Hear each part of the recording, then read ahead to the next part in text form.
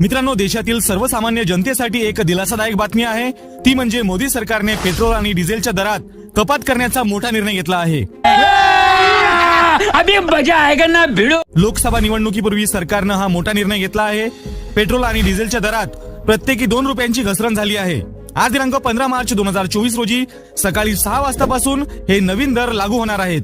केंद्रीय पेट्रोलियम मंत्री हरदीप सिंह पुरी यांनी या संदर्भात ट्विटरच्या माध्यमातून माहिती दिली आहे.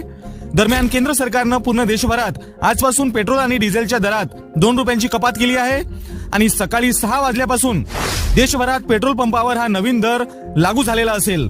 त्यानुसार मुंबई येथे पेट्रोलचे जुने दर 106 रुपये 31 पैसे होते, आता नवीन दर 104 रुपये 21 पैसे असणार आहेत. तसेच मुंबई येथे डिझेलचे जुने दर 94 रुपये 27 पैसे होते, तर आता नवीन दर 92 रुपये 15 पैसे असणार आहेत. तुमच्या शहरात देखील पेट्रोल आणि डिझेल आता 2 रुपयांनी स्वस्त झालेला आहे.